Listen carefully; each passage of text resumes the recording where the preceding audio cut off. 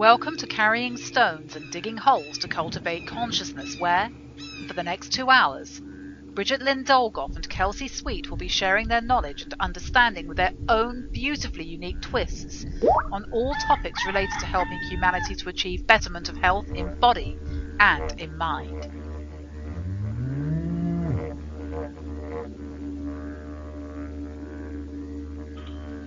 Hello. Hello. Settle yourselves down on this fine Saturday evening.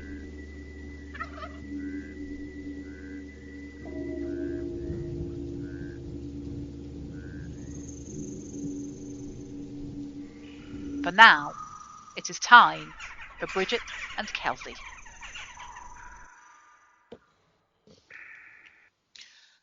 All right. I think we're there. I think we're through the opening of the show, the intro. If not, we're close to it. Hey, everybody. It's Carrying Stones and Digging Holes to Cultivate Consciousness here on Revolution Radio, Saturday evenings, 8 p.m. Eastern Standard Time, and 5 p.m. for those in the Pacific like us. We're in the Pacific. And, So anyway, hey, let's get the work out of the way. So we would like you to help us. Everything that we do here at Revolution Radio, all the hosts, the management, we all volunteer our time. We all do it for free. And so we just ask that you keep the lights on. So you can go to our website, Revolution Radio, freedomslips.com. Click on the donate button. There'll be a huge menu of options from once a month Patreon. I think we have also on there international money. So if you're outside of the U.S. and you want to donate some of your moolah, I think we have a drop box for that. So please visit the site and help us out. Also, we have a ATM or credit card instant donation. And then always at the bottom of that page, you'll be able to find snail mail, which has, where to write the check or the money order or traveler check, whatever, paper that you want to send in the mail to help us. And so we are posting what our monthly nut is. And all the money goes to that. Also, we do have a shop, and you can buy T-shirts, and if you want a special host mug, even when you hate, so that you can hit it with something every day. But help us out a lot. All right, so also we don't have a back page anymore on the schedule, so in order to find information about the show and Kelsey and I, you can go to my website, which is coe-llc.com, and scroll down, and on the page offerings, you'll see Carrying Stones and Digging Holes to Cultivate Consciousness radio show. Click on that. It has all kinds of information and websites and blah, blah, blah, blah, blah, blah, blah, blah. Contact if you want to contact us. And remember, we don't do hate mail. I don't do threats, and I don't do hate mail, so you'll never get a response if that's the methods you choose to evoke. And Kelsey has her own site, which is kelseysweet.com. All right, and today we have, let me run through my mental process if I got everything right and everything done. And I think I did. I got it covered. I think so.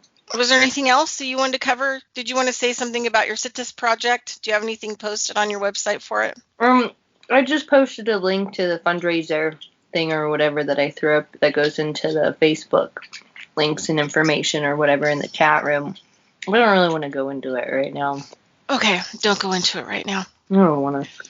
All right, so we have a new host to Revolution Radio. I think he's in Studio A early Saturday morning. I think at West Coast time would be the 5 a.m. slot. And he is calling himself Johnny Delirious. And so I don't know a lot about him, but I think we're going to travel down the nutritional highway, which will be a good thing.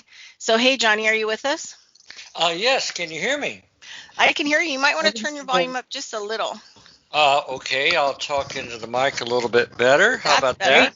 That's great.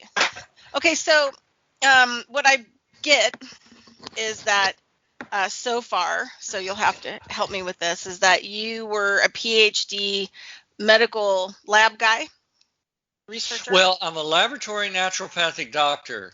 So I have a PhD in naturopathy, and I've got, 3 BAs, and of course, my master's is in holistic health sciences. And and I started working in the lab back in the 1980s with one of the first pioneers of the cell scientific modality hair tissue mineral analysis with James Davenport in Davenport Laboratories in Dallas, Texas. Awesome. Awesome to meet you. Yeah. Well, it's great. I'm so happy to be here and love your show, and glad I love the network, and I just want to help any way I can, and it's all part of having a life free of disease. Yeah, your health. You can't get your health back. I always tell all my clients that, and my patients. I always say, health is above all else the most important possible thing that you could do and focus in on. Not the money, not the retirement, not the this, but I think I shock most people because I've probably been in practice like as long as you have, but I've been at it 30 years, and quite a bit of my monthly income goes to me and my dog, food and, more than half probably like sometimes, around 70%. Well, I think the most important thing that people forget is like, hey, if you don't have your health, I mean, nothing's any good. You can't enjoy yourself. And that's what I, tell my patients. A lot of my patients are up in the years. And, with the Master Survivor program, if they decide they want to become a Master Survivor, then they will have a quality of life, all the way through the 80s, and I've got clients that are in their 90s. Yeah, that's amazing. One of the things I do is when I first start working with people, usually I get a lot of people who are super damaged, and I just have to kind of go with, I'm feeling Johnny out. That's what I'm doing. I love it.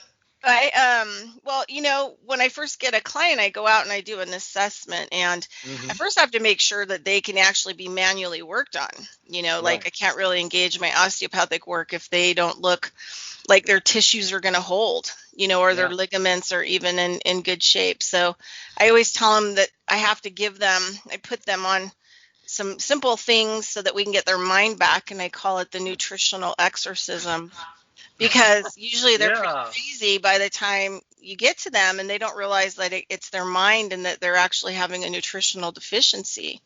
And so once their mind starts to kind of get more solid, then we can really rock with the body. Then we can start to do the other stuff. But so, I mean, what are some of the most common, symptoms? Like, tell us about, your work and nutrition and your thoughts, and maybe you can even go back to where, some years ago, and then, what made you start actually focusing like just 100% on nutrition, being a homeopath? Well, as a laboratory naturopathic doctor, it all focused back on when I was starting in the laboratory in 1982. And in those early days, I was just learning about what hair tissue mineral analysis was and how you can use this lab test.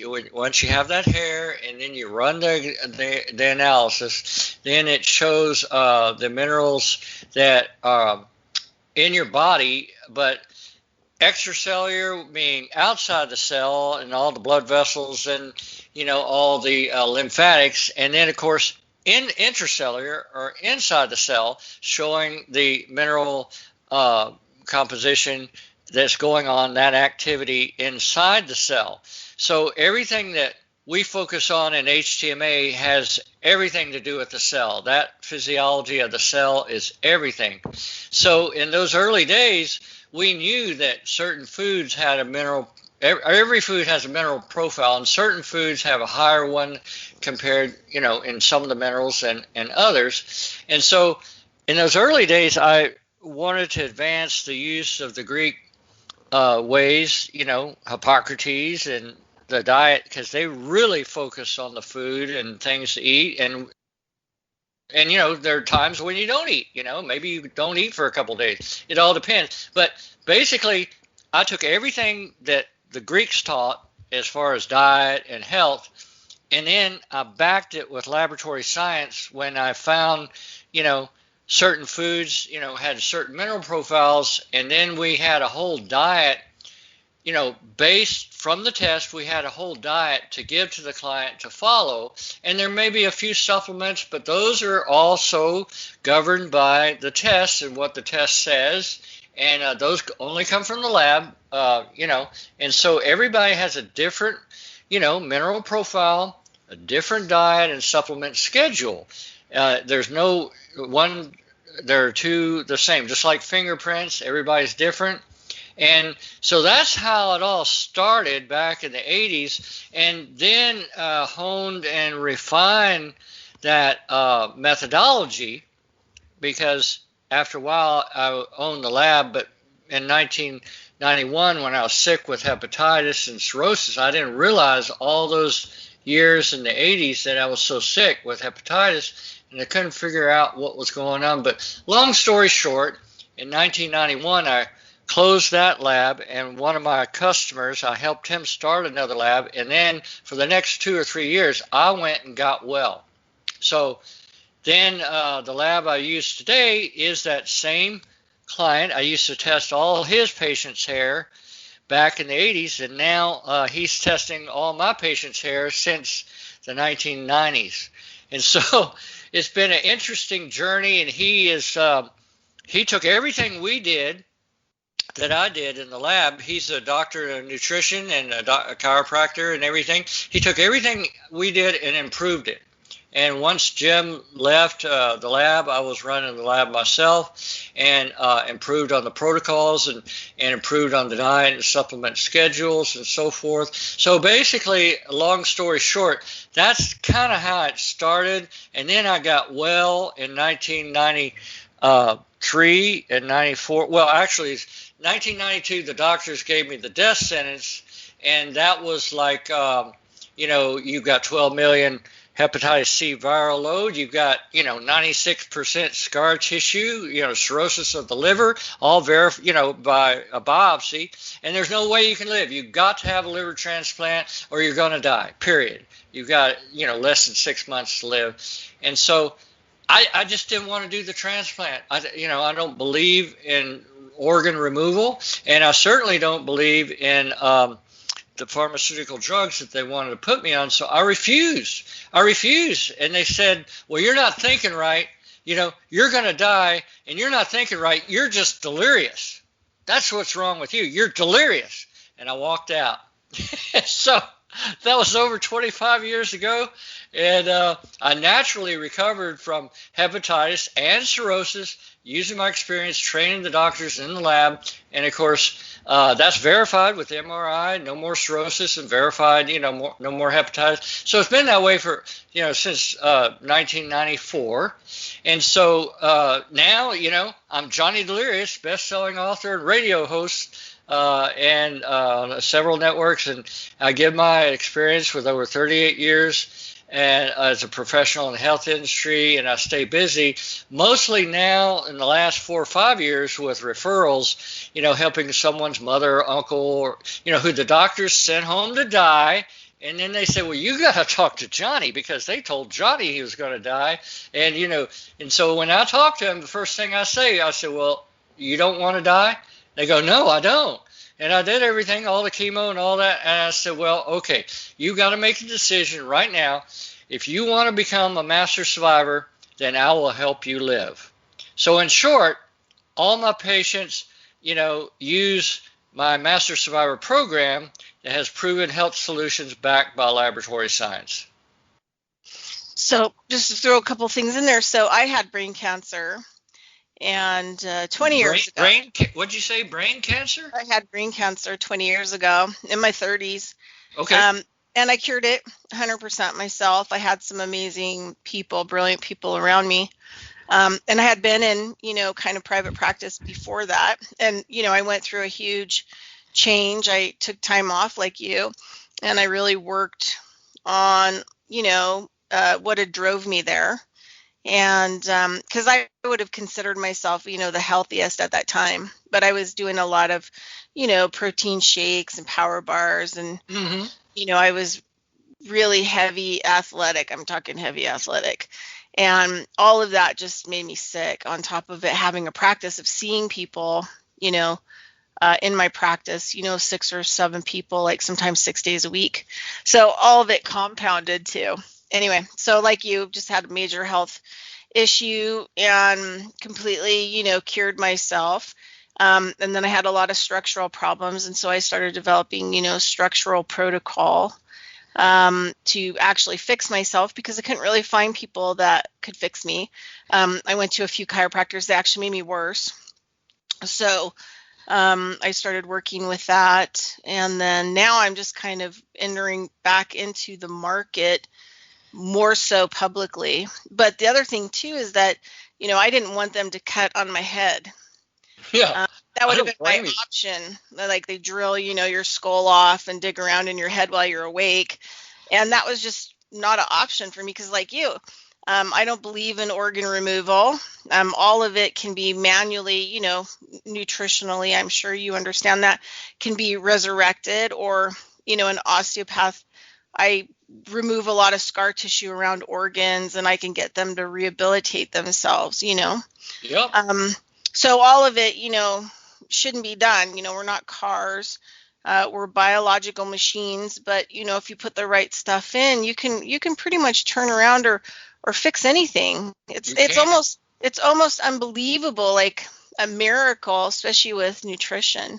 And I get the same people. I get people that no one will touch, no one will look at, after they make all this money on making them sick, and then they throw them in the gutter. So I call I do the last ditch effort sometimes, because people find me, like when they're in the death process, Yeah, well, when they hear my story, and I told them, I said, well, that's what the doctors told me. If I didn't do this and this and this, I was going to die, and they were all wrong. So if you decide to become a master survivor, then I will help you do that. I don't practice medicine. I just help you live, and I coach you how to be a master survivor. So it's your decision.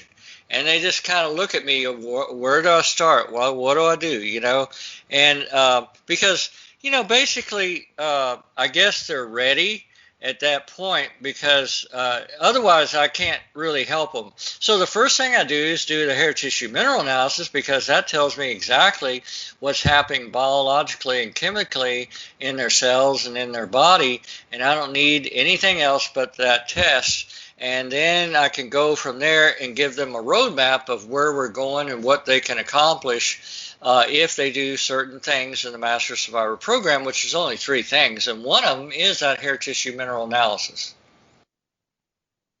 So, hey, Kelsey, do you have any questions for the... Hi, Chelsea. Well, Kelsey. This is Dr. Johnny. I'm glad you're here. Well, I've got... The question that I have that comes up, because we're like talking about health histories and whatnot, like what if you have had organs removed? Like I've had tonsils removed, adenoids removed, I had my appendix removed, like I had a cyst drained. It's not necessarily an organ, but put me close to having other major organs and things like that removed. But like at a really young age, and all this happened before... I think like before 14, 15, 16, something. Yeah, I got my tonsils removed at 12. Of course, I wouldn't have done that today, but that's about the only thing that I've had removed. So I know what you're saying. And like I feel like even without those, and with a lot of like self-destructive behaviors that I had when I was younger, or just like big risks that I've put myself in, and having like a blood panel done recently, all in all, like I'm pretty healthy. Like it's my thyroid, I think, that has suffered the most. Like I'm in the green across the board. But I wonder too how like a hair panel differs from a blood panel, or like what the information is that you can get there that would be different. Oh, it's extremely different. It's a great question. And the blood only reveals about, 20 to 29 hours of biological activity within the body. And that can all change after that time period. You can go to a barbecue and drink a bunch of beer and boom, your blood changes, right away. The hair, on the other hand, most of the time, even just, an inch and a half or whatever, you're getting about 4 months of activity that occurred in your body, and that's the average of over 4 months. So if you get us, I don't know, when I took statistics, you remember the bell curve, if you ever had statistics, that Yep. there's that middle of the curve, right in the middle, that's the mean, that's the where everything is occurring over that time. For example, if you look at 4 months and that bell curve. So, when you go to that barbecue, that's way out there on one side or another. The fringe, or, that's just a standard deviation. But on average, you're getting, you're analyzing and getting all the chemical activity over that whole period of time, and it's showing over that whole period of time the average of everything going on in and out, day after day, night after night, week after week. So when we see that and we take that chemical analysis and we know what's going on in the cells, I know what the hormones and the glands are doing, the endocrine system are doing, because I've got those trace metals, and most doctors could care less what the platinum or zirconium or strontium are doing in your body. But for me, in over 38 years, it means everything of what your glands and what your endocrine system and everything else. And it shows me how the cells are performing. So when we give back that roadmap and provide the foods to avoid and the foods to increase on and the few little supplements on, the diet and supplement schedule, see, that's hitting your body day in and day out. If you do that and follow those foods and, take those supplements with diet, breakfast, lunch, and dinner, see, you're hitting your body of the right thing that's occurred on average over, 3 or 4 months. So day in, day out, you're getting the better nutrition day in, day out over the next 4, 5, 6 months, because on average, that's what your body is lacking or needing. And so you're taking away what the foods that you don't need, and you're putting in the foods that improve on that chemical analysis. So therefore, the whole goal is to raise the performance of your cells. That means all your cells, your brain cells, your bone cells, your skin cells, all the cells in your body start going up when you follow the diet and supplement schedule of the HTMA. Does that make sense? Yeah. Oh, I want to throw out there just really quick for listeners that let's just talk to people about how mainstream Western medicine takes blood, because I was in Western medicine, so I have firsthand experience with a lot of this stuff. So basically, you have a 25% chance of your blood having the wrong label on it, the wrong name. Yeah, that's right. You have a 25% chance that the phlebotomist or the nurse is going to draw the rainbow in the wrong direction or wrong tubes, or they'll use the same vein and go back with a tube that should have been drawn before. I mean, all these tubes, they have gases and crystals and liquids and stuff in them. So if you draw them in the wrong order, it makes people look like they have a disease, certain types of diseases that they don't have. You also have a huge chance of the blood not, staying cold, also not getting into the laboratory in time, and not getting a proper diagnosis from it. And the lab people are the people who are diagnosing you from the name label, from hoping that, the rainbow draw was in the right direction, and also that all this stuff was timely. But I know for a fact that sometimes that blood does not get looked at for a long time. And doesn't really get down to where it needs to be. So the thing is that the doctor gets the results, but you've already been your laboratory analysis, they've already determined like what they think is wrong with you. So it's in the results that the doctor has. So the doctor really that's reading you back these results, from my experience, doesn't really have, number one, all the information, and may have even the wrong test results. So it's always good to make sure, like you could use something like Johnny's, hair analysis, to make sure that you're the one that is being, because he's overseeing it, he's got people overseeing it, where, in the Western medicine, it may not be overseen properly. Oh, I know labs, and they're not all the same, Bridgette. No, I went to a guy, most of my doctors that I've had in my life, one was one of the most brilliant homeopathic doctors, Dr. Diamond, who was from this area. He died of pancreas cancer, but he developed a machine that he could use to touch parts of your body, and get certain types of readings. But he did all that by hand in the beginning. And then when he died, I started seeing a guy named Dr. Harvey, and he was 50-year doctor, but was really into dark field hematology and was one of the best, blood readers ever. And so I went to him to get a little pick of blood, and he would just read what was there, in that moment, and just really took a look at the cells. He was pretty mind-blowing too, because he could see all the different lesions, unhealed lesions that you'd have in your body in different kinds of areas. And then he'd have people work on you manually to like start releasing a lot of that stuff. And he cured a lot of people. That's why I believe also in structural medicine, but he could cure people having people work on them structurally in certain places, like release diabetes and all kinds of stuff. But yeah, if you want to have analysis, something like, having this hair analysis would be like way more accurate than anything that you could do. It's extremely accurate, because the hair doesn't lie. And once I have the hair, I know exactly what to do with the patients. I know what they can do, and I know, based on the test, other things that we need. Maybe they just need to follow the diet and supplement schedule, the HTMA. Maybe we do need to do more. So I've never been product driven. I've always been lab driven. Based on their biochemistry is everything that I do.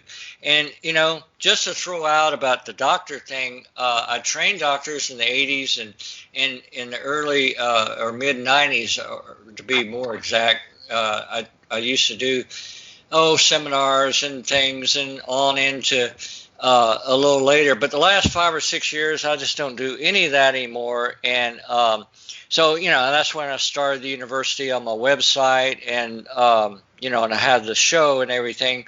But my dad was a medical doctor, okay? And just to let you know, I got an early heads up about how the medical field really worked. And he retired early from medicine at 62 years old, and his basic premise was that, what he told everybody in public, he says, well, the regulations that they're imposing on me keep me from upholding my oath. Because as long as I live, I'll never forget that night he came home stinking mad and yelling. I just couldn't believe it. I've never seen him that mad. I mean, he poured straight whiskey and just took a shot. I've never seen him do that either. Not since or then. But, he's long passed away. But he, I'll never forget what he said. And you're going to love this. He goes, he was yelling, and I came out just to see what was going on. And he said, that Baltimore bureaucrat from the county medical board is telling me what I'm supposed to do in surgery. That's my watch. The patient's my responsibility. No one tells me what to do there. That bureaucrat never had a course in medicine. He doesn't know his fanny from first base when it comes to medicine. All bureaucrats know is how to take people's money and tell everybody what to do. That bureaucrat told me to prescribe more drugs. Drugs are only for certain situations when needed. They are, chemicals. They should never replace good food, therapy, and counsel. And he even No, yeah, I mean, that's amazing. Your dad was like super old school. He was the old old school school. variety. I wish, there was more of them, but a lot of them have passed away. I read a book from his generation called what was it, The Medical Heretic. You can still Yeah. get it. Yeah, But my he dad talks. graduated Tulane in 1947, and he believed in the Hippocratic Oath, and I took him to his 50-year reunion, met all his classmates and everything. But basically, he said they even raised my malpractice insurance. Why? I've never been sued. Why double my insurance premiums? If I can't practice good medicine, I won't practice medicine at all. And that was it. So he quit like 3 years early.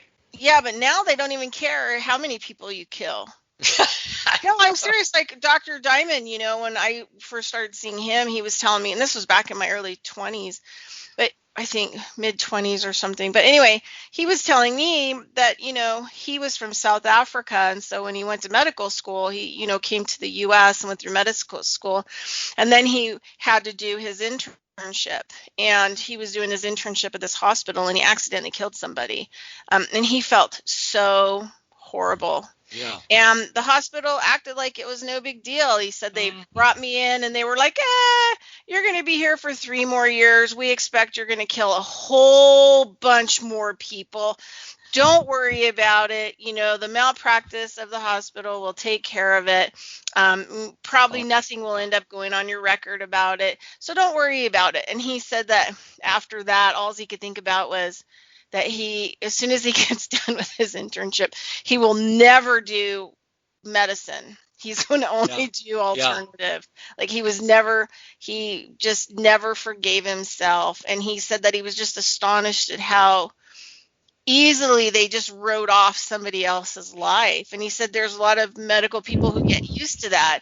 So they don't take any personal responsibility because, right. The worst sin that you could ever do on earth is kill somebody. And here they let you do it all the time. First, do no harm. That's the Hippocratic Oath. And like I said, my dad believed it. And I bring him up because it brings a very particular point between the way, medicine should be practiced and the way it actually is. And my dad, right when he was finished in medical school was during the war. I mean, he was teaching and everything, but he worked and taught the Navy medics and Marine medics, before they went over to the Philippines, and he taught them all about hepatitis and, dysentery and all those things.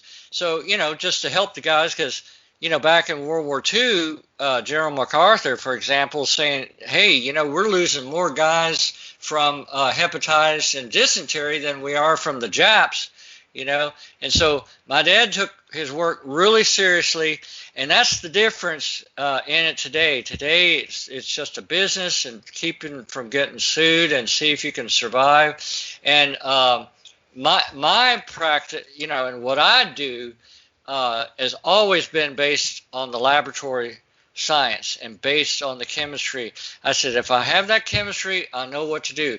Otherwise, so many people call me, what do I do? I said, I need that hair first. Once I get that hair, then, I'll give you a free consultation, and then that tells you, will tell you exactly what to do. If you do those 2 or 3 things and what we're supposed to do here, you're going to get better. It's just a given because you're getting the right food and the right nutrition. You're balancing the cells, and that's what it's all about, is balancing those cells. Yeah, the cells are everything. I mean, most people, they don't really. I had a clinic where I did work on a brilliant immunologist. We kind of had like a clinic together where we worked on people. So I would like open her patients up, kind of get rid of scar tissue and a lot of other stuff, obstructions that might be causing like inflammatory responses. And then she would apply the medicines in a homeopathic way.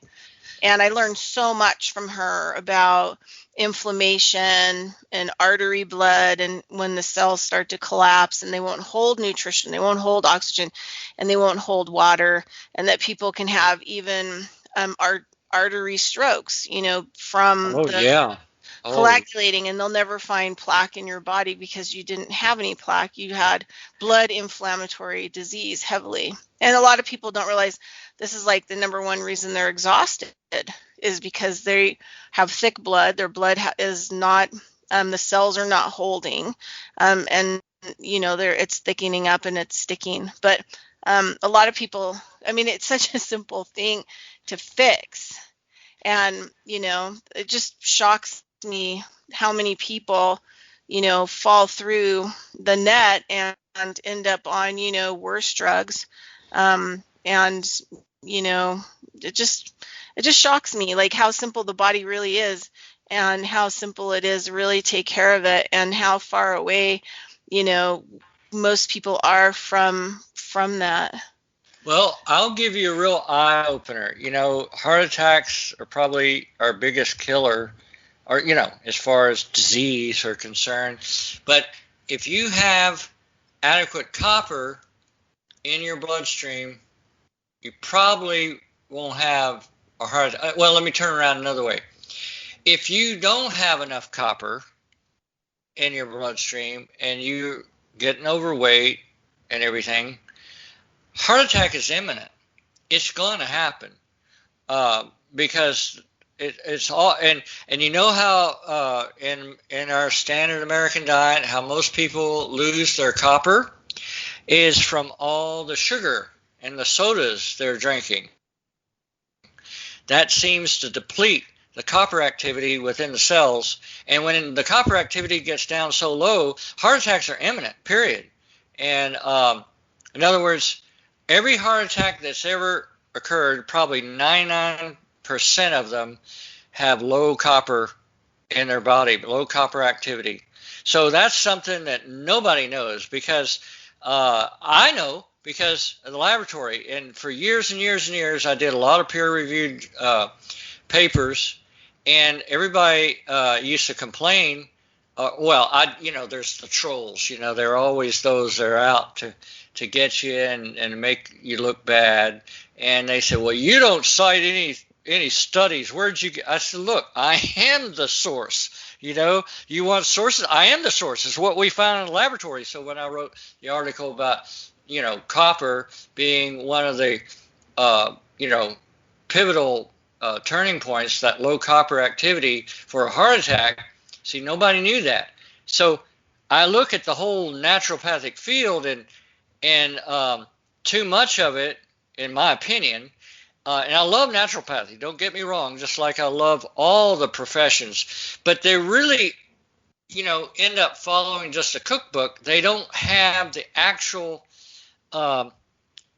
recovery experience, because I recovered from a disease and I worked in the laboratory, together, I studied everything naturopathy had to offer, and got a master's and PhD and all that, but it didn't help me get well. I had to take everything I learned and put it in a whole new protocol and develop a whole new methodology in order for me to get well. It's cracking me up because I feel like I'm talking to a male version of myself. Seriously. When I was healing from my brain cancer, I had brilliant people around me, but there wasn't really anyone that had, real answers. I would try to go down that path, but then I would need something else. And I learned early on that there was not enough education, and a lot of these people, homeopaths or nutritionalists or whoever, there were a lot of them were like one-trick ponies, and they never actually really developed.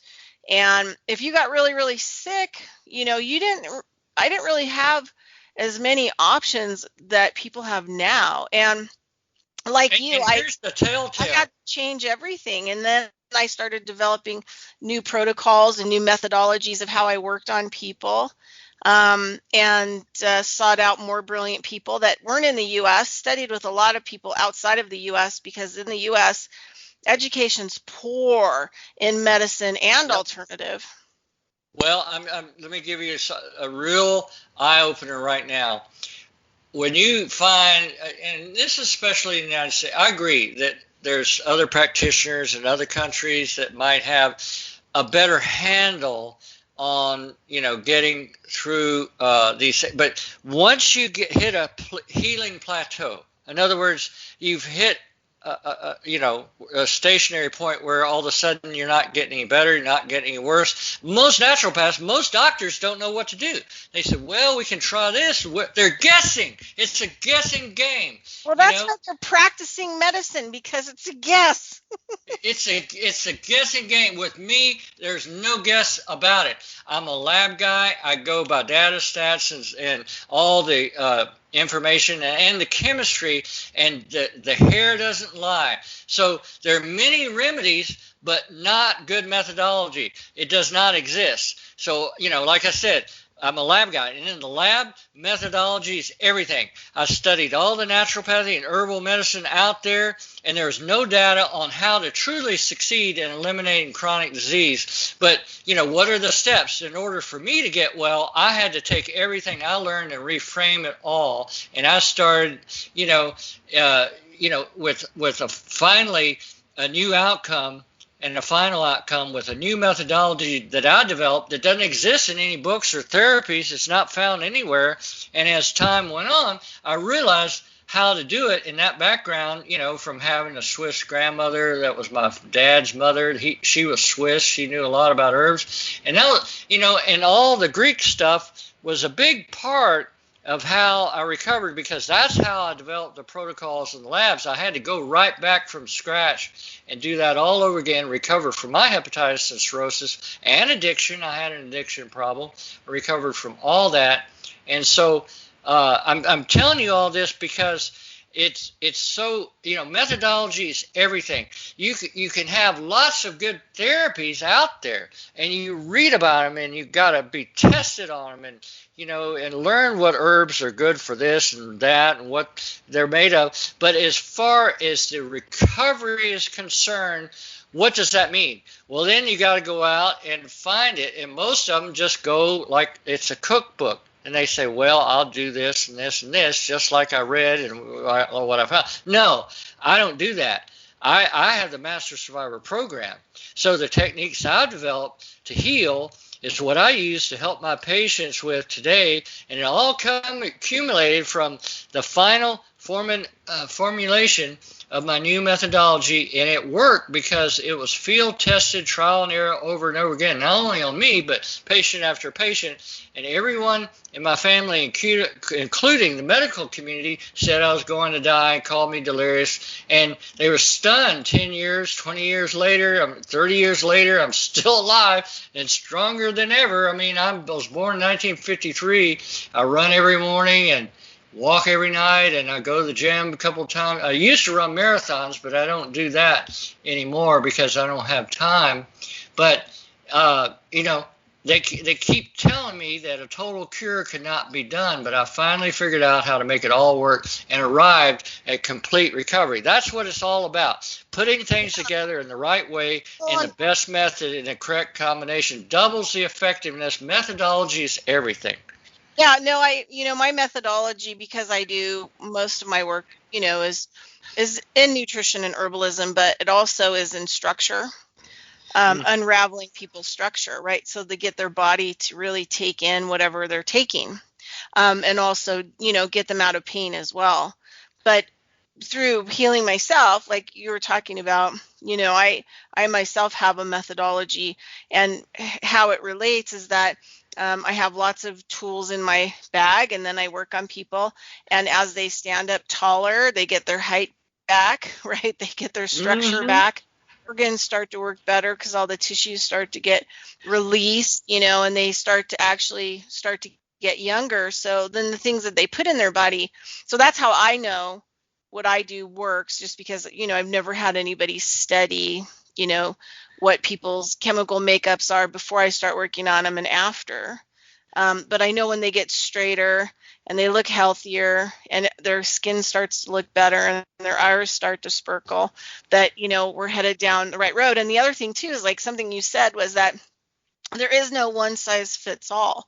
I have to have a lot of tools in my tool bag, because everybody I come to is, a bit of a puzzle, and I have to figure out how to unravel their personal puzzle of all their trauma and abuse that started through, when they were born. And so I have to take them back through structural falls and this, that, and the other thing through their whole timeline to pick up all that stuff. But people can have incredible health if they just had the right people. If they had the right people to help them, then people could have just incredible health and you wouldn't even have disease. But anyway, I'll let Kelsey throw something out there. Sorry, Kelsey, but we'll give Kelsey a lot of time in the second hour.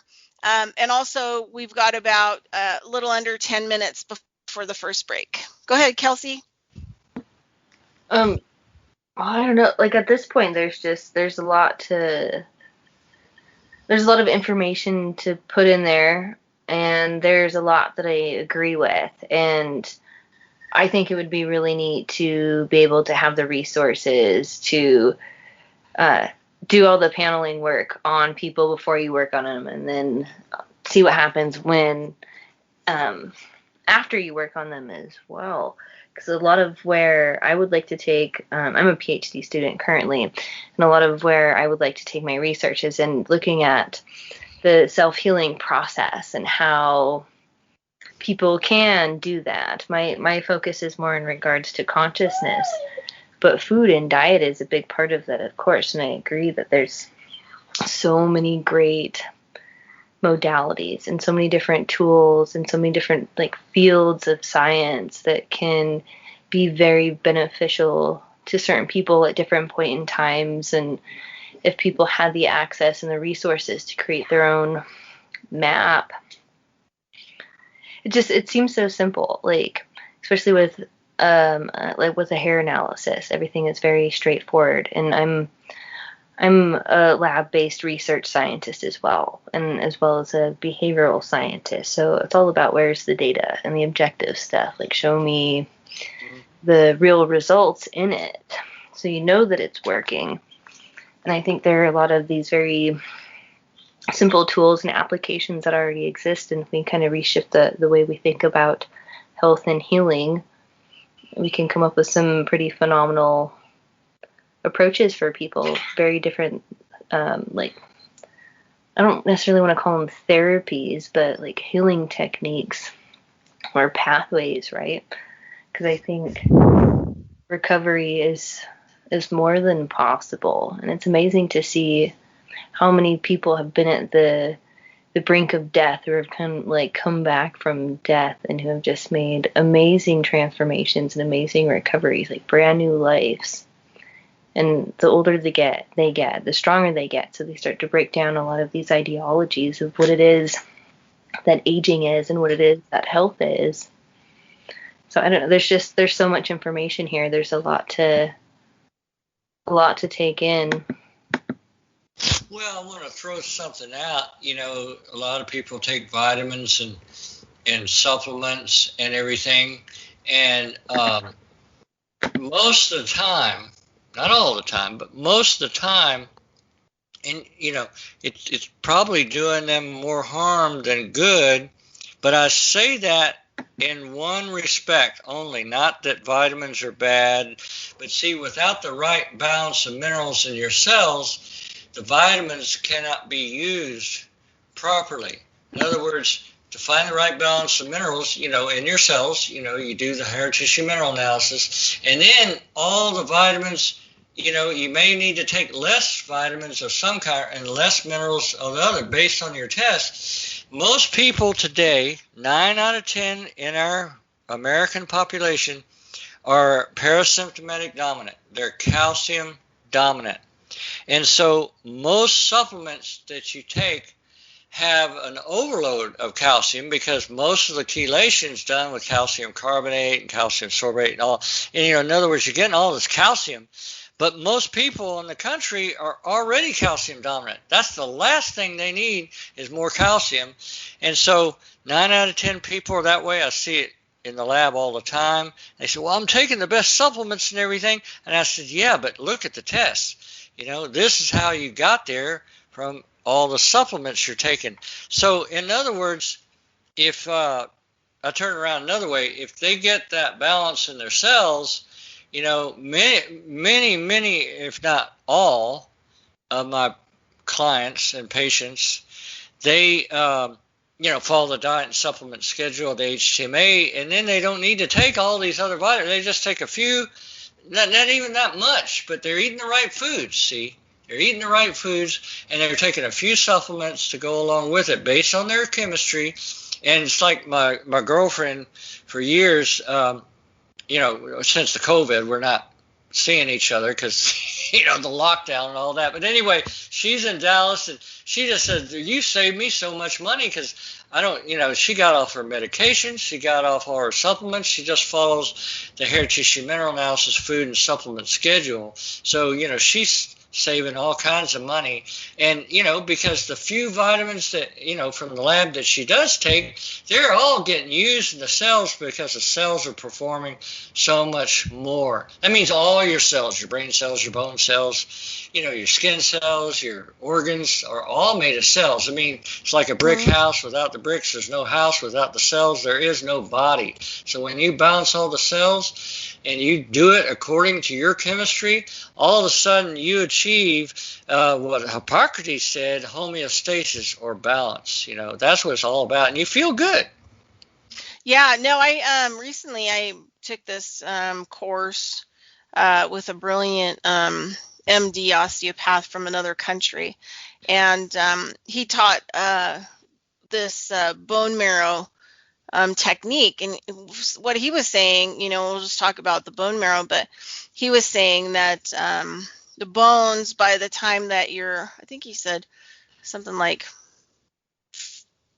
50, are only producing red cells on the bone marrow because the body has so much scar tissue, and the strapping, on the bones that are producing a lot of the red blood cells are not really making a whole lot. The bones are really under stress, and from nutrition. He said, so you're only really producing about 5 to 10% of your red blood cell capacity, which means that you're not driving enough stem cells to actually rehabilitate or resuscitate areas of your body. So I learned this whole bone marrow release technique to get the bone in optimal position. And nutrition's like a huge part of it. And I don't think that people realize like how much stress your body, is under, and how much better it could be. And there are, I've read studies where people have, gone into Costco and analyzed, what was in the Costco vitamins, and they found nothing. They found no nutritional value in them. And so then you also have these people who are buying a lot of the stuff that believe what's in it is on the label. And that's not true either. You may or may not be getting that in your supplements if you are taking supplements. And food is always the most important, nutritional aspect you should have, for sure. So coming up, we're going to be heading into a break here probably in a couple of minutes. And then we'll finish the conversation into the second hour with Johnny Delirious. And his show is on Saturday mornings in Studio B on Revolution Radio. And I think is it called The Master Survivor? Master Survivor Beyond PhD. At 8 a.m. Pacific time. The East Coast, that's 8 a.m. East Coast time. It'd be 5 a.m. Pacific time. So you can listen to him and more of him on his show.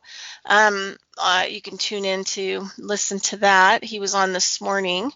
So also, do you ever noticed that, maybe different cultures, something to think about for coming back to the next hour. But do you see certain nutritional deficiencies or interesting things with people and culture? Do different people in different cultures have different nutritional deficiencies? And reason I'm asking that is that my immune immunologist friend used to say that, like, especially when you have people from the Isle of Tonga leave this diet that they have, like everything grows there and they eat certain foods and they're genetically predisposed for that. They're super healthy. And then say they come to the United States, it's very difficult to get that kind of food and the freshness of that food.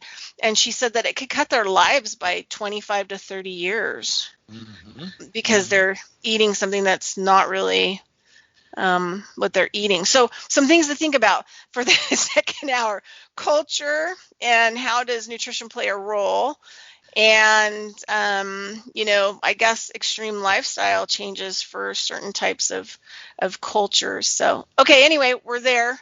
We're at the break, so we'll come back in about 5 minutes. We'll see you then. Okay. Mute out.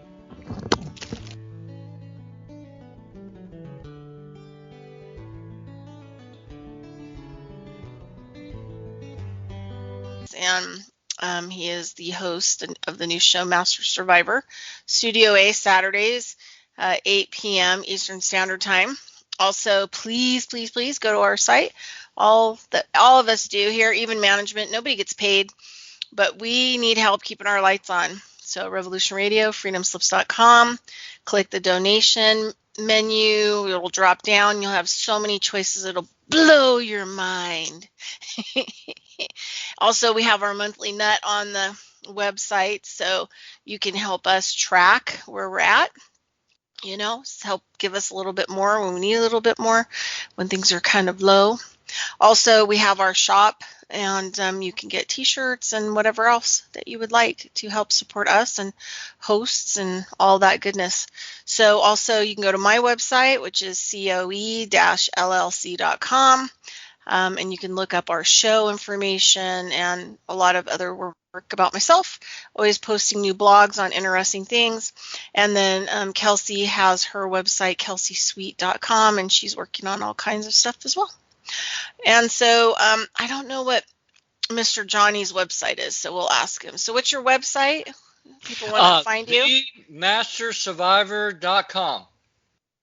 Oh, short and sweet. TheMasterSurvivor.com. All right, so you can find him there.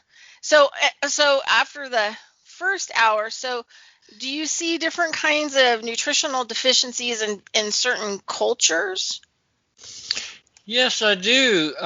It's interesting because at the lab we test hair from all over the world. And sadly, it seems like America has the worst nutritional profile on average. I know, it's terrible, isn't it? It's shocking. It's right there in the test. The hair doesn't lie, and the tests show that. For example, I mentioned earlier in the show that more and more people today in America are parasymptomatic dominant. They're more slow metabolizers. They're calcium dominant. And it's by design. That's a whole nother story. But before the 1920s and the 1910, and before, Americans had a whole grain diet. They ate raw sugar, not bleached or processed, and usually ate grains and so forth and everything fresh on the spot. Now, at the trend before, they were either symptomatic dominant or parasymptomatic dominant, half and half. Okay, in the lab we got categories of stress. However, when we get hair from Sweden or Norway, for example, they eat a lot of whole grain. Okay. They only recently, since the advent of fast food companies going all over the world, I mean, they got Kentucky Fried Chicken in Moscow, have we seen a trend to go, and the trend is going more parasymptomatic dominant, more calcium dominant. However, it used to be, even when I first was doing the test in the 1980s, half were parasymptomatic dominant and the other half, 50-50 is like 50-50 almost.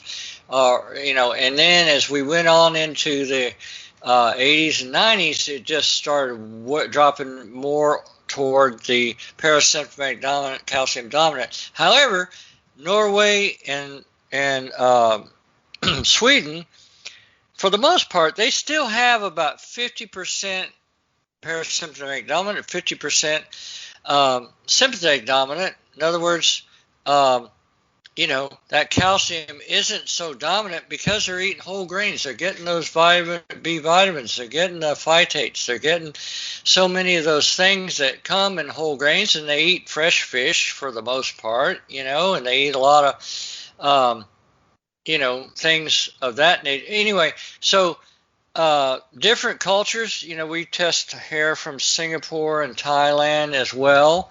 And there as well, excuse me, had to sneeze. There as well, there is not as much calcium dominance. So that's one thing in our culture that we get way too much of, is just too much calcium. And oh man, that's such a big disease problem. And people have fragile bones. They get a bone fragility, a bone density test. They go, oh, your bones are fragile. You need calcium. That's the last thing they need. Probably 9 times out of 10, 99% of the people, that's the last thing they need. However, the powers that be said, oh, you need more calcium and everything. No. You see where the whole mindset and the whole mind control is? They're getting us more and more sick, and it's just by design. So yeah. I see it in the tests. I study a lot of Rudolf Steiner since 2011. So went back to school for biodynamic farming, and Steiner's work was 100%, nutritionally based. I mean, he was teaching doctors about nutrition, 100 years ago before he was murdered by the Dark Brotherhood. But I was always interested with some of his approach, and some of his really interesting work came out in his 8 agricultural lectures, where he, kind of starts to aid the farmers with helping them to preserve and create nutritionally dense soil, right? So that the food's coming out of it for long term. And so he starts talking about how, things are developed in this world. And so it really helped me, because he started talking about things in a totally different way than any of, a lot of the pre-education I had, even in nutrition. And he talks about how, carbon creates the form, silica, creates the structure. And so he talks about a lot of, kind of biologically how the human body is designed. And that was really helpful work for me to kind of really understand, I think, a lot more about nutrition and, other things that we needed. The other thing too is, like, I'm always shocked when I talk to people that people don't know the difference in sugar, right? So refined sugar, like he's talking about, is the white sugar that has nothing in it. It would be like distilled water. It's like, powdered flour, or flour that is really fine. A lot of these things don't have any nutritional value, and they're so negative that when you eat them, they actually have to pull nutrient out of your body. Your body has to pull nutrients sometimes to digest the stuff. To get rid of it. And so it depletes you even more. So molasses is the nutritional part of the sugar. So when you get a raw sugar, a darker sugar, I love it, the Hispanic stores we have here, they have where they've taken the sugar cane and the watery part of the sugar cane, and then they put it in these molds, and then it dries. And so you have these big clumps of like real raw sugar. I love that stuff. And you can utilize that. And that has tons of nutrient, because they found that people who worked in a lot of these sugarcane farms would eat sugarcane all day, but their teeth wouldn't rot out. They wouldn't get diseases. They'd be like perfectly healthy. So it's the refined sugar where they take it, everything that's valuable out of it, and then you buy it, you consume it. And then even the sugars that aren't real, like aspartame and a lot of these other things that can, turn your blood into formaldehyde, can do all kinds of like really horrible things. So it's like always good to go back to as close to the plant as possible to eat. The further away you get from the plant, the worse condition the product is. The closer to the plant, the better the product is. Like you could even grow your own stevia, in your yard, and you can chop it up in your little bowl and stick it into whatever you want as a sugar substitute if that's what you want to do. But you're going right to the plant. Anyway, so I always tell people about the sugar thing because a lot of people don't really understand that.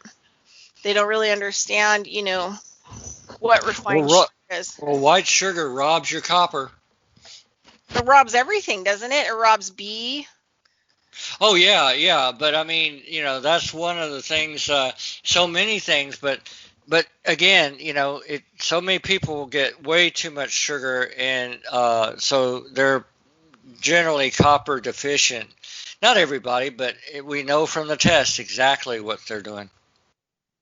So, and I'll let Kelsey ask a question. So I just have one, and then I'll let Kelsey talk. But I always like to ask people this kind of a question. What was the worst hair analysis that you've ever seen? Do you remember? And can you tell us about it? Well, there are many that are bad. Well, like so shocking to you that you're like, oh my God, I can't believe this person actually exists.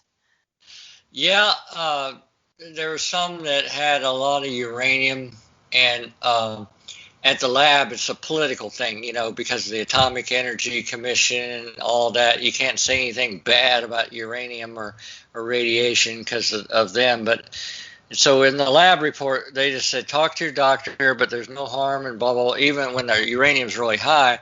But I tell them, I said, look, there is a lot of harm in uranium. Just talk to a Japanese from Hiroshima, and they'll tell you.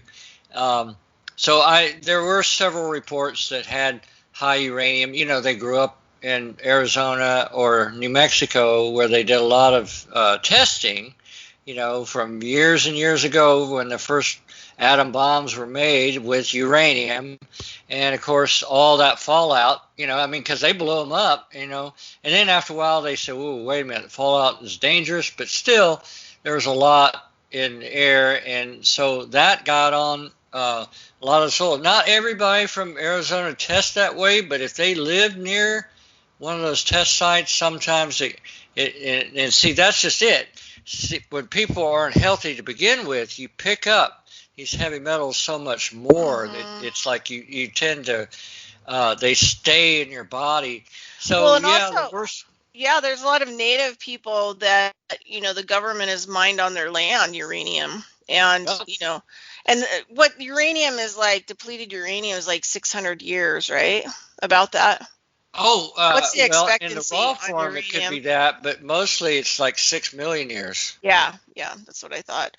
And it, genetically alters you, because that's what they have all that spent depleted uranium over there in Iraq, and so only like 1 out of 10 babies is born sort of normal. The other ones have like the craziest mutations you've ever seen. Because it is pretty serious. And, Los Alamos burnt down in New Mexico in 1999. They lied about the whole thing, and that they said there was yellow clouds in the sky there. Yep. Well, that's where they made the nuclear bombs that went to Hiroshima. Oh, so, I know. And see, there's several. I mean, I've helped 5 generations in several different families, 5 generations. And one, they have a farm here in Texas, but they're from Arizona. And, so I helped Grandpa. He was one of the ones sent home to die. He had bone cancer, but we got him over that. And anyway, so I helped three. So some of the guys' brothers were still living in Arizona, and their hair always tested higher on the uranium than the ones that moved here in Texas for the last 20-something years.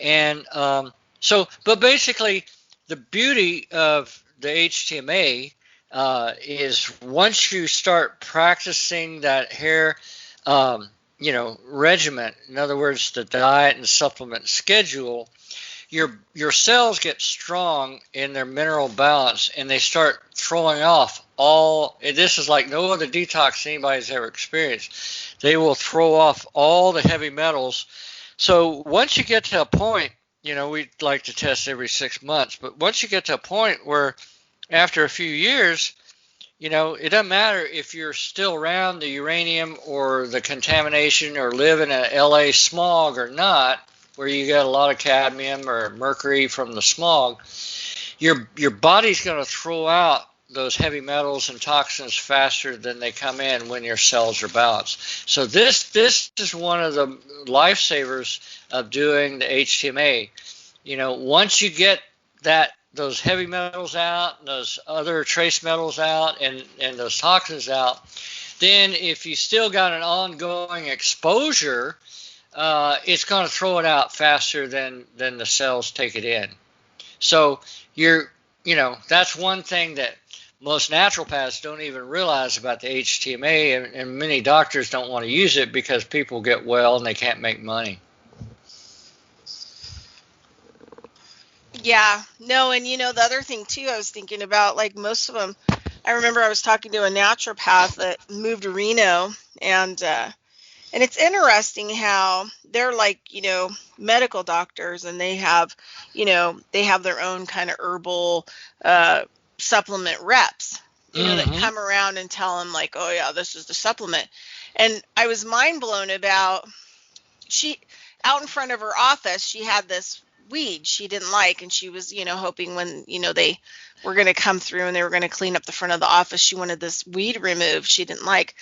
And I was shocked because it was a mullein plant, and a mullein has like so much amazing medicine, like the root, and it treats, you can treat bone and deep tissue inflammation, like big surgeries or any kind of damage done to bone with the root. The leaves, you can treat the lungs and all of that. And smoking mullein is a natural relaxant, so it can help with stress.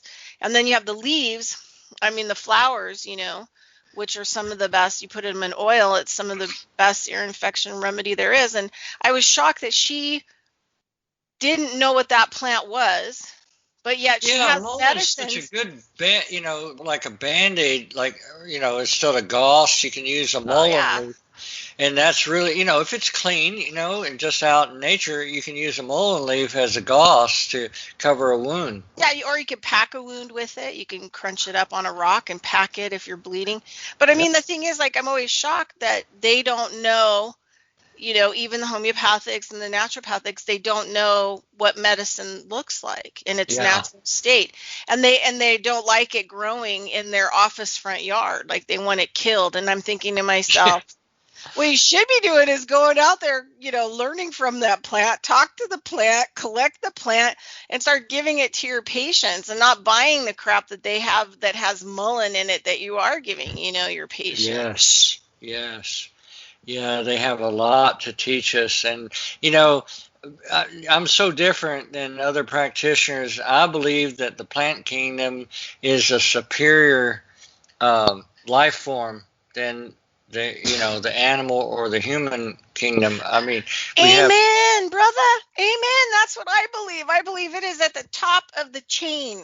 Yep, because over time there's so much wisdom that the plants, they communicate unbelievably. They have an unfathomed, unknown, unlimited intelligence, and most people don't really understand that at all. A lot of people think I'm crazy when I say that, but it's like, if it wasn't for the plants, there would be no life. Yeah. And the thing is one of the things Steiners used to say about the plants is that they would collect, like, the plants. So the plants needed bugs and birds because they collected a lot of astral energy around the tops of them. And so the insects and the birds would actually move this astral energy around. Visibly, we could say it's pollen that they're moving around, but they actually move around all these energies that these plants produce all over. And some of them take them far and far away, But yeah, I think like you, I believe that the Creator created everything. And I believe that The plants are our teachers, and they are our physicians, and they are, here to help us and guide us and, take care of us. And we give them so much little time that they deserve, for sure, because they'll tell you if you need something, for sure. Oh, absolutely. They've been around here longer than we have. And, and one of the things I've done over the years, I worked with the Human Genome Project, and then the Human Microbiome Project came out of that. And they were just learning how important the microorganisms are, how important they are to us in our gut, and how important they are to the plants. They do the same thing for the plants that they do for us. And, for years I used to just cringe when they'd say that 3% of our DNA was just junk DNA. I'm like, oh, shut up.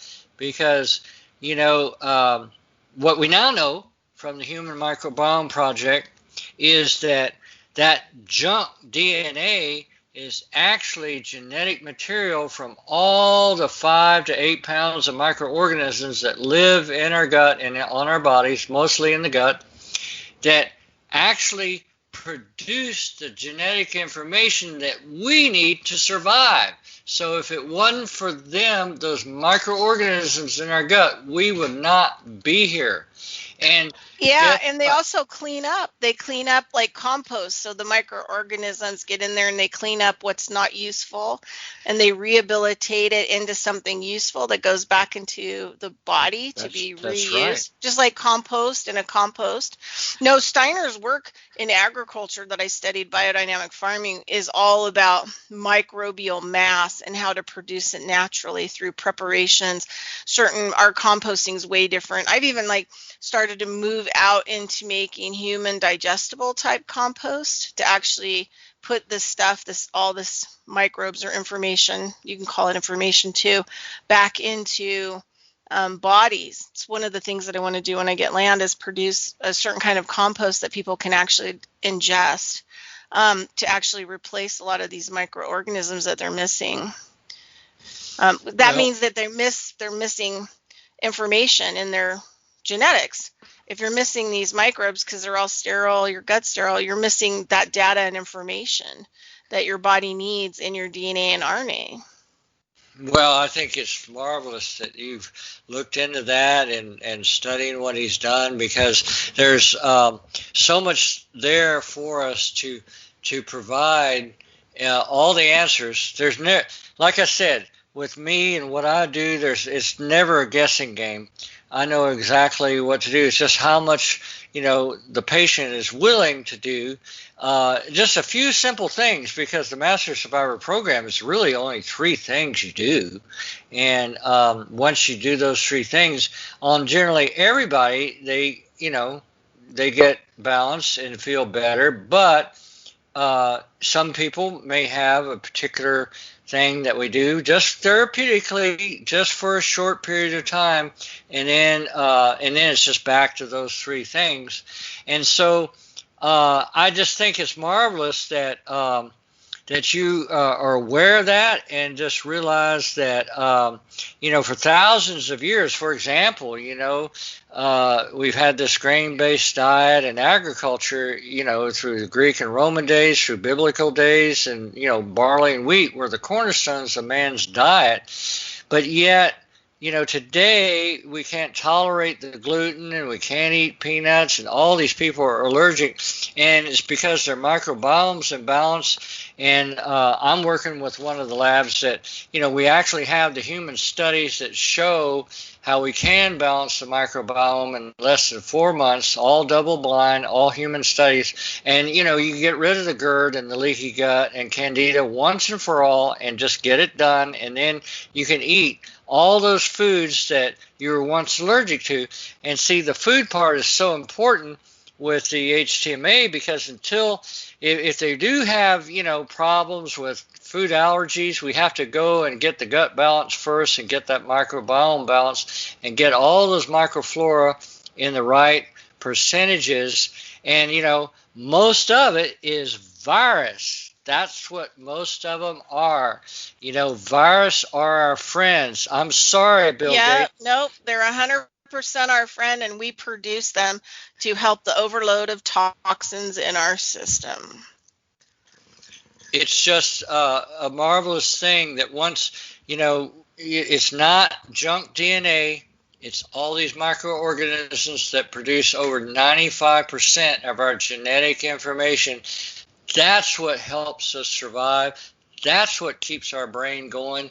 We only have, 70 or 80 trillion cells. Now that's a lot, and there's genetics in those 70 or trillion cells, but that only makes up about 3% of our whole genetic expression. So, the scientists would say, well, the rest of the 97% is junk DNA. That's so false. And now they've hidden that because from the Human Microbiome Project, we know that 95 or more percent comes from those bacteria, fungi, and plant and virus and protozoas in our gut. And when that's in balance, it produces the right genetic expression, and then our brain works, and we're not depressed. We're not, because you have to have that blood-brain and gut-brain connection. If you don't, then you have all the problems that you see today because, they don't have that.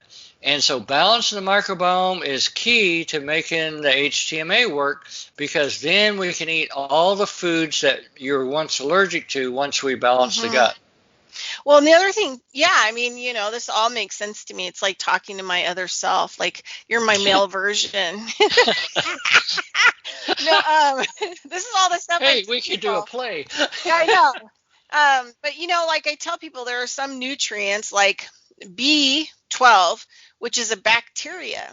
And if you grow plants in your own farm, in your own yard, and you don't overwash them before you eat them, they will still contain types of bacteria that are essential. The plants grow the bacteria on themselves, and those are essential part of your diet. And I always get bummed out. I go to even like the best places, and it'll say like this organic kale has been washed 6 times. And I think to myself, oh, God. Why? It shouldn't have ever been washed in the first place. I get upset with people. Well, that broccoli you brought me had bugs in it. I'm like, where? Yeah, Show me. You need and I'm like, okay, this little tiny little black bug moved, And I said, so what? It's like, it's all good. I've been eating it. Another thing too is like there's kind of a rule of thumb, in farming and stuff like that if the bugs don't like it, you shouldn't eat it. Yeah, that's right. That's right. All right, so we'll throw Kelsey back in. Kelsey, I'm curious to know. I got my son here too, so I appreciate you ping-ponging me back in. But my little guy's here with us too. But I'm curious in terms of medicines that people can grow easily in their gardens. Which ones would you recommend for people, just kind of on a general basis, whether they would know what's going on with them or not? Can I say something? Sure. I remember back in the 1980s, they had that hokey commercial with the guy coming out with 2 spray bottles like it's a Western music and dun dun dun dun. Go get those weeds, So he comes out there and the bottles say Roundup, And the first thing he does is start spraying dandelions. I'm like, what? Even years ago when I saw that in the 1980s, it made me cringe because dandelions is a superfood. So, dandelions, I cut the leaves and just put it in my salad or just put it on my food and just eat the leaves. Now, the roots are good too, but, so far Johnny just goes and gathers the leaves and just so dandelion is one thing that grows everywhere. And but they've tried to condition us to say it's a weed, but it's really a superfood. It's great for the liver.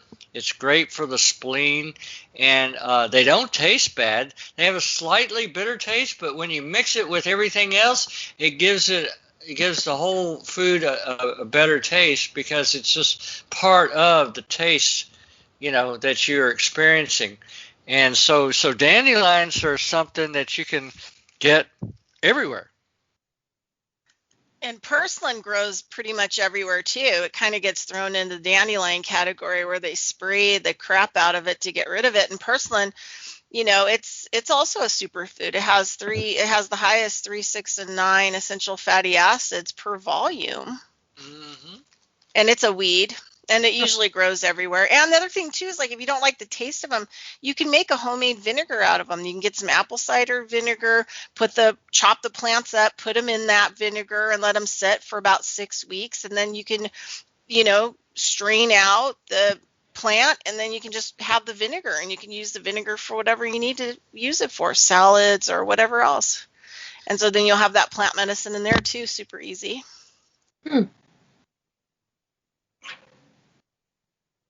I think sometimes it's about, just doing the work. That's what I tell people. Just like focus in a direction and get started. You don't have to be perfect at it. But I think once you start kind of managing plants, you start working with plants, you find all kinds of usages for them. And the fresh plant always has, I don't know, you probably know more about this, but usually has, when you dry the plant, you have about 75% less stuff in it, but also you lose also all the microbial mass, because you're not going to get the microbial mass from a dried plant. You're going to get the microbial mass from the live plant that hasn't been overwashed.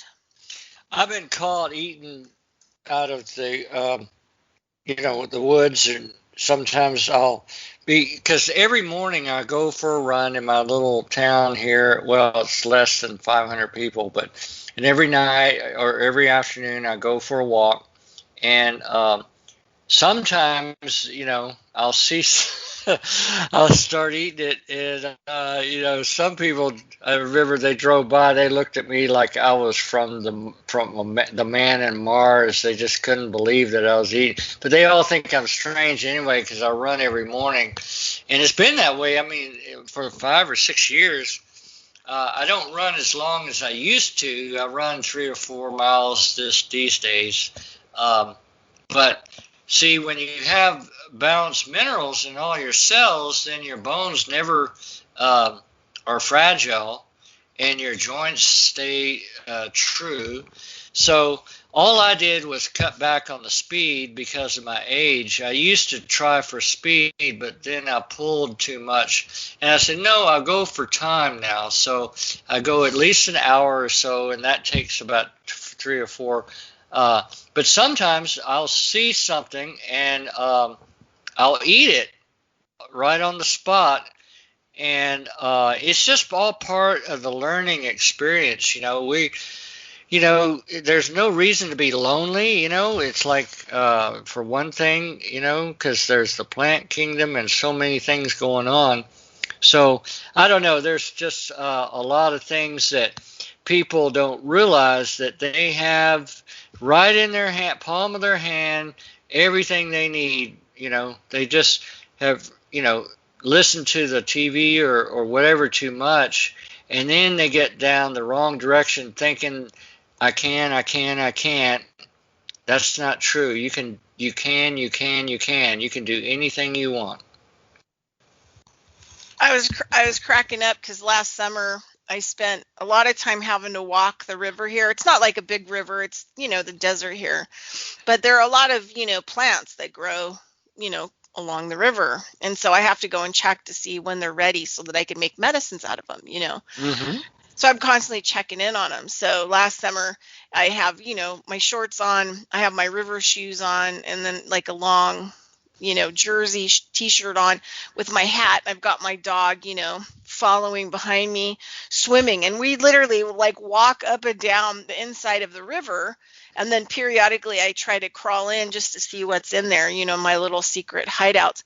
And in the midst of it, we have people on inner tubes, coming down the Wow. river who think like me and my dog are just the crazy lady, the old crazy lady and the old dog, out there. And then periodically I'll come out of the bushes with like, my little see-through bags with all of these different plants in them. And people are so caught off guard, they won't even talk to me because they think whatever I'm doing is like just so like out of the norm. Like, don't talk to her, Right. don't want to know.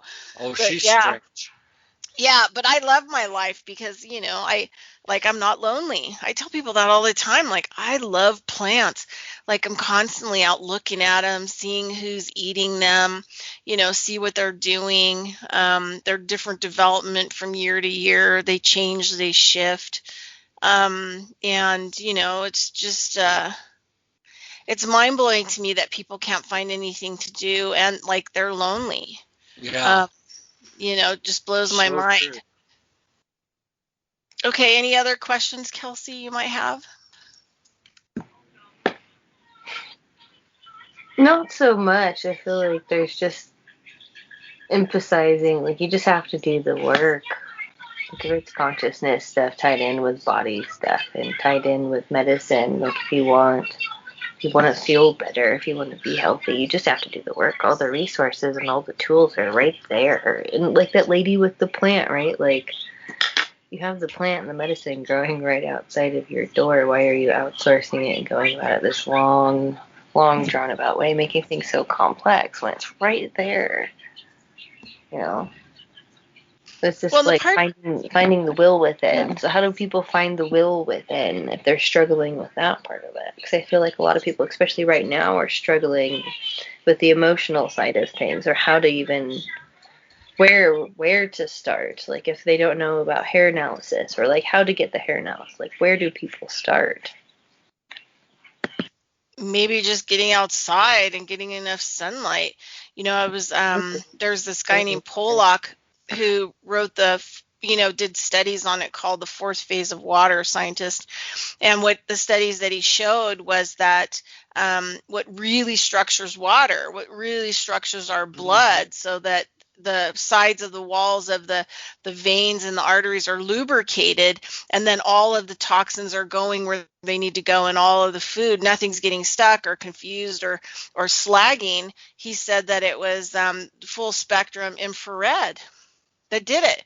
So, like, if you're not outside getting enough sunlight, you could even use a really good infrared mat, to lay on once a day, or infrared sauna. But these are essential things that actually keep everything moving and structure the water inside of our bodies. And at one point in time, we drank from waterways that would have carved out nutrients into the water as the water came down.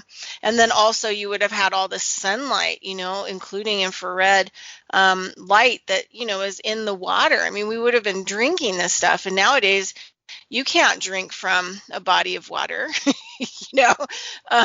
like that. So you're not really getting enough sunlight. And if you're eating plants that you just picked, you've also got that infrared, right, light in the plant. But, it goes away as soon as the plant's picked. I mean, most plants lose all of their nutritional value, like lettuce, within 3 days after they're picked. I mean, so thing is like, how maybe do people get back towards the sunlight, get back to being outside and, maybe just growing a little teeny garden, or, eating some micronutrients, soaking some seeds and eating micronutrients. I don't know. But I think light, I think outside, I don't think enough people, actually, my personal opinion is like, I don't think enough people get outside at all. What's yours, Mr. Johnny? Well, I was just thinking about some takeaways that people could take with them that maybe, Chelsea, you and you guys could really benefit from. And, like I said, a lot of the things I do aren't done anywhere else. So I'll give you one takeaway right now that would be really good for you. When you have a papaya or a pineapple or even a zucchini, or even, if you're not going to eat all of it, then cut only from the opposite end of the vine, wherever it was, picked, you cut on the other end. For example, if you have a pineapple, you know that big crown on top, you know that's the top of it because it comes from the bottom, that big green crown. So I always cut the big green crown first and just maybe one or two slices. And then I take, it's just a flat, straight cut. I don't cut the whole pineapple up. In other words, where it was picked, that's still intact. That's the opposite end. So I cut on the opposite of the vine end. So then I eat maybe one or two slices. And then I take the pineapple that's flat and I turn it upside down and put it on a real small plate because then it's covered and the vine end is sticking up. And over time in the refrigerator, that pineapple will keep getting ripe. In other words, that is still alive. Okay? So as time goes on, I do this with watermelon, I do this with papaya, I do it with anything, even squash, zucchini, for example. If they're really big, I'll just cut the opposite of the vine end, and maybe I'll cut half, and that's plenty, and put the other half in the refrigerator. Well, it's still alive if you hadn't cut that vine end, because it's like cutting somebody's throat when you cut that vine end first. The whole thing dies.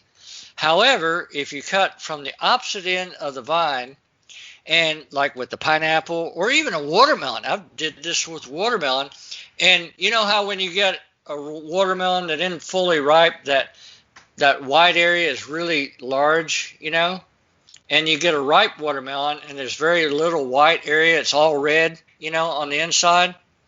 So there's a couple of times I did this with a watermelon and I cut the opposite end of the vine where it's picked, the opposite. I cut that in first and just made slices. Again, turn it upside down on a big plate, or with a watermelon, I just would right side up, but just cover it. But anyway, over time, over the weeks, it stayed alive, and the white of the watermelon got smaller and smaller. It got riper and sweeter, and it stayed alive.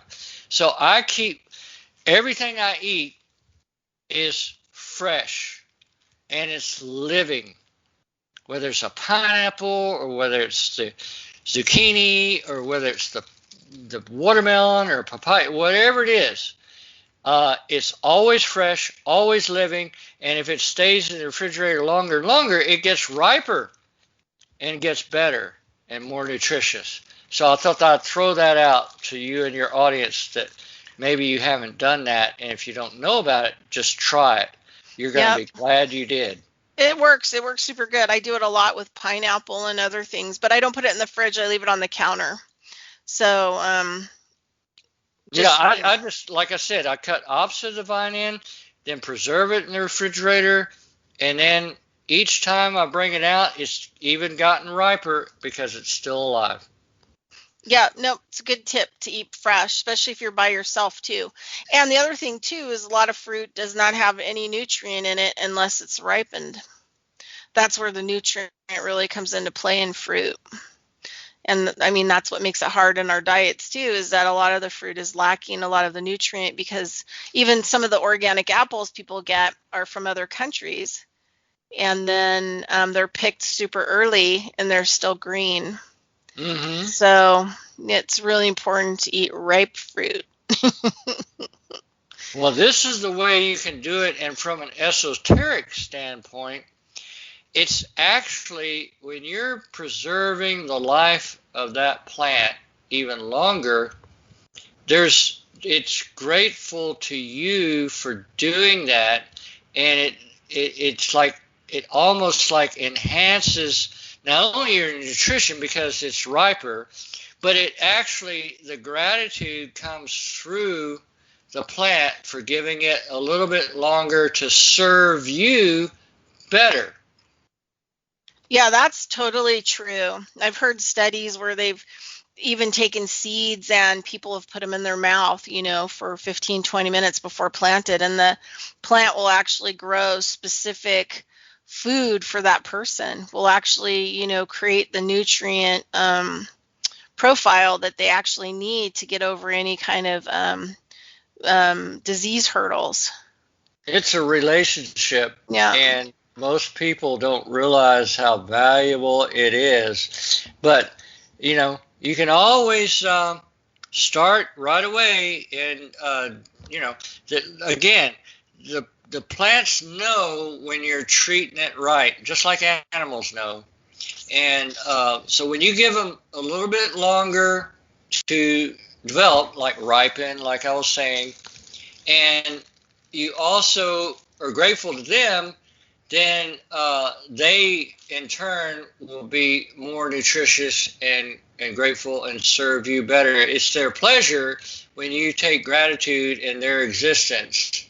And so, from an esoteric standpoint, that's real important, because most people don't see fruits and vegetables as something living. They just see it as food.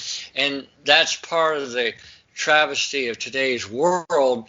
They don't realize that we have this whole wonderful circus, lions, tigers, and bears, and clowns, and it's like we have this whole expression of life that we need to be grateful for. And so I that's part of being a master survivor, is learning to be grateful for what we do have, and we have so much. I totally agree. I'm always shocked at what I watch people throw away. Like they'll go to the grocery store, buy $500 worth of food, meat, produce, vegetables. They throw it in the fridge, it rots, and then they, pull it out and throw it away. And I think, oh my God, that was a cow. Mm-hmm. that was a pig. That I look at it kind of as, I really hate when food goes bad and I haven't actually utilized it for what it is. And if I have roommates, I'll actually use their food. Like if I see it's starting to go bad, like the bag of Brussels sprouts, I'm like, do you mind if I cook your Brussels sprouts? Because I don't really, I'm not going to be really happy if I have to throw them away. It's going to bother me quite a bit, even I though understand totally. Like all this stuff's being grown for you, and you go and buy it. You have the luxury to actually go and buy it, and you desecrate it. You desecrate it in the manner that you desecrate it. It should be like a spiritual thing, like you buy exactly what you need, and then you really thoroughly enjoy it. Like I'd much rather buy like a really beautiful $25 grass-fed steak and cook it and really enjoy that than to buy a whole bunch of cheaper meat and then just make, crappy meals out of it. Yeah. Well, in this community, we're pretty close. I mean, my neighbors are, horses and cows. I see people like at the post office. It's not too far away. But like I said, it's such a small town. And I don't go to Dallas as much anymore. It's just become uncivilized. I'll have to probably go soon to the airport, but other than that, I stay out here, and it's just so marvelous to really appreciate life. And I think that's one of the big mind control things that are going on to make us forget just how lucky we are, how much power we have, and it's all boils down to us. It doesn't have anything to do with anybody else. It boils down to you and me and what we do with our lives. And so that's the whole point of being a master survivor. Is survival and being fit and happy while you survive. So that's what I try to promote to my patients. And sure enough, when they get the balance of minerals, it's much easier to appreciate this. Otherwise, they're so down in the dumps, they can't really come out, and it's like a turtle, he's so scared he won't come out. But I think that soon they do, once they start feeling better and really understand that it really is down to them. And so I really appreciate what you and have said, it's just really great. I really appreciate you having me on this show, and I know, Kelsey, I may have left you out. I'm so sorry if I talked too much.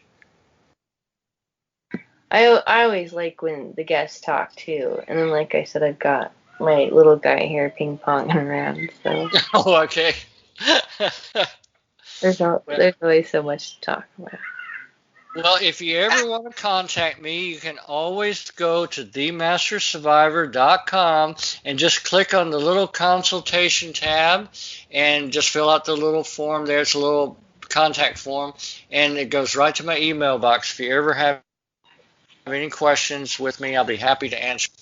I'm thinking about it because it'd be interesting to see where I'm at in this point of life, and then just yeah, I think it would be a really neat. I can't say starting point, really, kind of where I'm at, but I'm just fascinated. So you just might be hearing from me. Okay, well, you on the website themastersurvivor.com, and you can just go to the Master Survivor program and read up on the program and the 1, 2, 3 that I've got there, and you can read about the Master Survivor University. You can get my radio show archives there as well. So I just invite you and everybody on the air to visit my website. There's a lot there, all based on ancient Greek therapies backed by laboratory science. Well, I see you're on Facebook too. Where else can people find you? Yeah, I don't go to Facebook as much, but that's the best place. TheMasterSurvivor.com is the best place to find me because that contact tab is right there, that consultation tab, and it's real simple. You just put your email and note in there, and I'll get right back to you. All right. Well, we're heading in. We've got about 3 minutes left until the show is over. And then we are going to be back again next week at our same time, which is Saturday, 8 p.m. Eastern Standard Time in Studio B. And Mr. Johnny Delirious, his show is on Saturdays at 8 a.m. Eastern Standard Time. So we're at opposing ends on Saturday. Yes. And 2 different studios. He's in the Studio A, so you should listen to him more. Go to his website. Really appreciative. I mean, I knew that you were interesting, Kat, when you first started showing up in the Revolution Radio host chat, and I knew that we kind of had like a similar vibe. So I loved your post, and I said, "Wow, she wants to be on our show. Cool." That's great. So I was so happy to hear that. I really appreciate what you're doing. Yeah, no, and it's really exciting to talk to somebody who's has similar experiences, has gone out of their box, and creating new medicine. What I'm calling the type of medicine that we're doing is, I call it the quantum medicine, because we're, whether we like it or not, we're the only ones that have the future of medicine. And we're the only ones that have actually something to really teach other people, even if other people aren't really interested in learning at this point in time. But, we're the past, we're the ancient parts of medicine, we're the present medicine, and we're the future of medicine. And I don't think a lot of people really kind of understand that, but we've, I've walked a 30-year path. You've probably walked as many years trying to figure it all out, like the little, modern day Buddhas trying to find their way. I mean, I always love the story of Buddha. He studied with 7 different people, and each time they led him into not a healthy place. And so he would leave their teaching and go to the next teacher.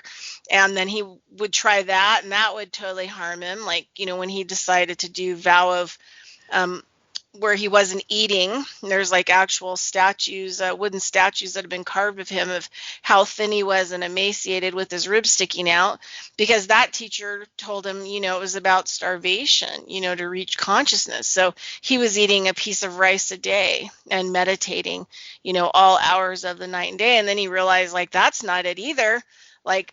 Screw this, food can be enlightenment. And then, he went on his own path and taught his own work. And I think I consider myself kind of a modern day, little Buddha. I've studied with all these different people, and then I find my own way, just like yourself. And you have a method that you trust, that you use, and that you have success with. And so, yeah, we're the future of medicine. Yeah, I like carving my own path too. It's fun. Yeah, your own path. I'm a few decades behind you too, so it's interesting having like an insight into All right. what's gone on before. So We're out of here. So we'll see you next Saturday. Same time. Thank you, Johnny. Thanks, Kelsey. Bye. Thanks, Kelsey and Bridgette. Thanks, Jeff. Have a good week.